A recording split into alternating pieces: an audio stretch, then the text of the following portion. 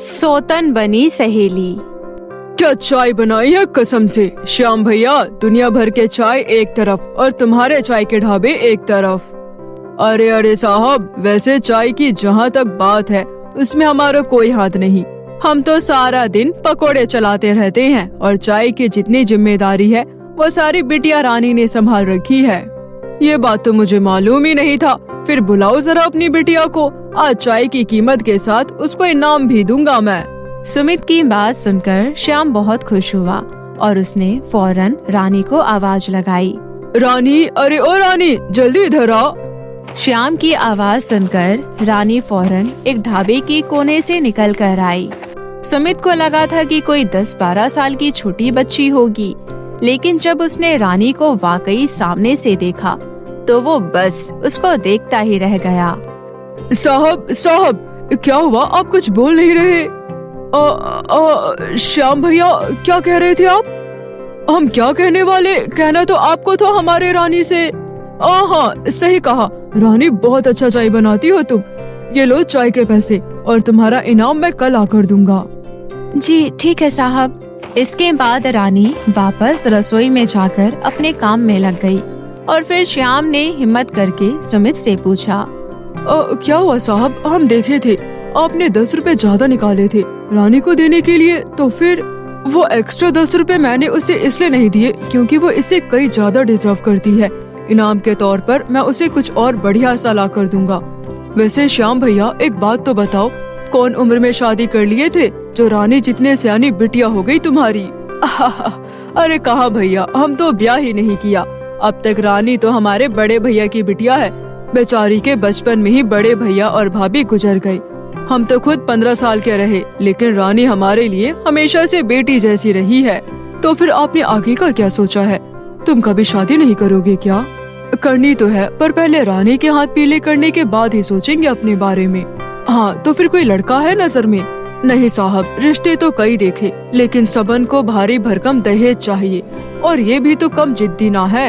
हम कब से कह रहे हैं ढाबा बेचकर चुकाई देते हैं दहेज के पैसे, लेकिन ना, लड़की करने को तैयार ही नहीं है।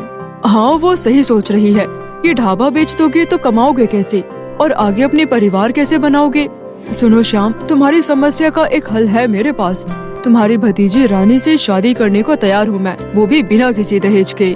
सुमित की बात सुनकर श्याम का चेहरा खिल जाना चाहिए था। जहाँ तक उसे पता था, सुमित शहर में अच्छी नौकरी करता था, अपना घर, गाड़ी, सब कुछ था उसके पास। वो रानी को हमेशा खुश रख सकता था, लेकिन इस सब के अलावा भी कुछ श्याम को मालूम था। इसके बारे में सोचकर सुमित के सामने हाथ जोड़ते हुए बोला, क्या बात कर रहे हैं साहब आप तो पहले से ही शादीशुदा है। आप ही बता रहे थे कि पिछले हफ्ते 1 साल पहले आपकी शादी हुई। सुप्रिया नाम है उसका, वो आपकी पत्नी है। अब तुम्हें क्या बताऊं श्याम भैया, अमीर बाप की एकदम बिगड़ी हुई औलाद थी वो। मैं चाहे जितना भी कमाता हूँ उसके लिए कम ही पड़ता था। सिर्फ 1 साल में ही ये हालत हो गई कि घर जाने का जी ही नहीं करता था। हर वक्त वो मुझसे लड़ते रहती थी। सुनकर बड़ा दुख हुआ साहब, पर फिर भी वो है तो आपकी बीवी ही ना। नहीं, अब सुप्रिया मेरी बीवी नहीं है, क्योंकि हम दोनों एक दूसरे से तलाक ले चुके हैं। सुप्रिया से शादी मैंने अपने परिवार के दबाव में आकर किया, लेकिन रानी मुझे पहली नजर देखते ही पसंद आ गई, और फिर आपसे उसके बारे में जानकर मैं समझ गया हूँ कि मुझे हमेशा सिर्फ ऐसी लड़की चाहिए। हाँ श्याम भैया, मैं रानी को हमेशा खुश रखूंगा, ये वादा है मेरा। ये कहते हुए सुमित की आंखों में आंसू आ जाते हैं। उसे देखकर श्याम का मन पसीज गया, लेकिन फिर भी सुमित हाँ कहने से पहले उसने अंदर जाकर रानी को सब कुछ सच सच बता दिया। और फिर जब रानी ने भी इस रिश्ते के लिए हाँ कर दिया, तो ठीक 1 हफ्ते बाद एक मंदिर में सीधे साधे तरीके से सुमित और रानी की शादी हो गई। और फिर सुमित रानी को लेकर शहर के एक घर में आ गया। हम यहाँ रहेंगे, पर चाचा तो बता रहे थे शहर में आपका बड़ा घर है जहाँ आपके माता पिता भी साथ रहते हो। वो हाँ, वो सब कुछ है, लेकिन मैं अभी तुम्हें वहाँ नहीं ले जा सकता रानी। सुप्रिया से शादी और फिर तलाक के बाद मेरे माता पिता को थोड़ा वक्त लगेगा तुम्हें अपनाने में, और फिर तुम गरीब परिवार से हो तो मुझे भी थोड़ा वक्त लगेगा उन्हें समझाने में। लेकिन तुम चिंता मत करो, मैं उन्हें जल्द ही सबको समझा दूंगा। बस तब तक के लिए अरेंज कर लो प्लीज। सुमित रानी को पुरानी बस्ती के एक छोटे से कमरे में लेकर आया था। तुम यहाँ नई नई आई हो ना? जी, वो गली नंबर 104 अपने पति के साथ रहती हूँ। और आप? मैं इस बस्ती की नहीं हूँ, मैं उस सामने वाले बस्ती में रहती हूँ।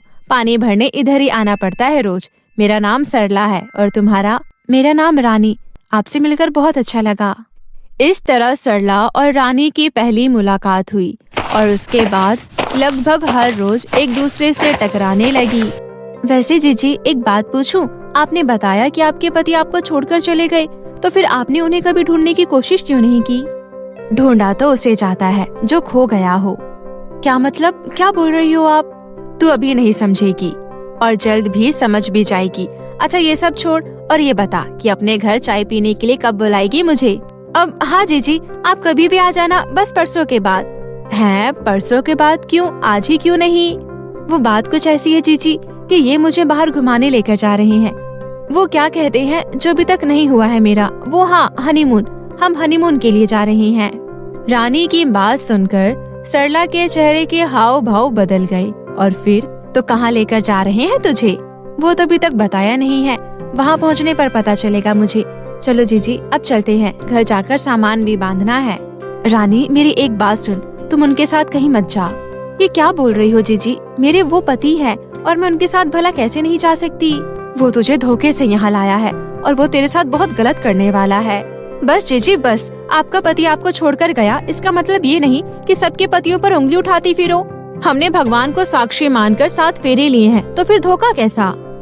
रानी, तू समझ नहीं रही।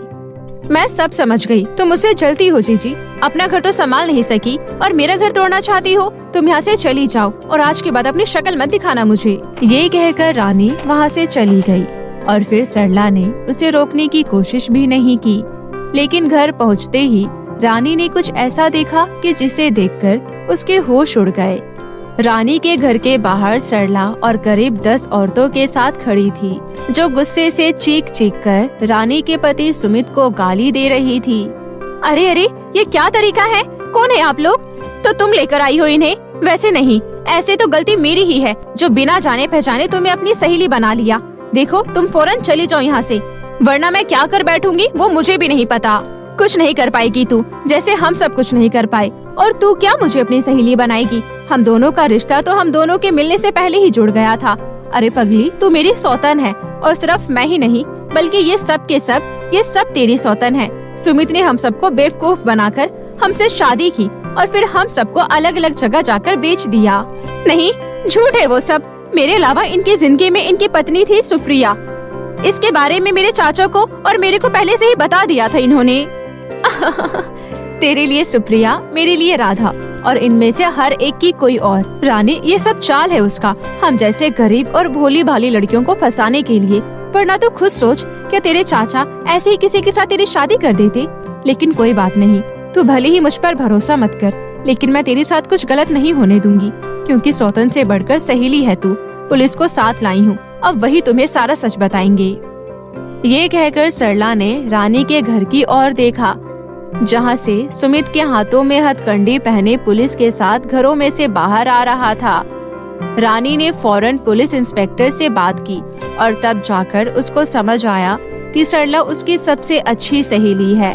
सुमित वाकई उसे अपने साथ ले जाकर बेचने वाला था और सरला की वजह से ही वो बाल बाल बची थी। इसके बाद सुमित को उसकी किए की सजा मिली और रानी को सरला ने अपने साथ रखा। इस बार सौतन या सहेली नहीं बल्कि अपनी बहन बनाकर रानी को अपने साथ रखा और उसका हर जगह पर साथ दिया।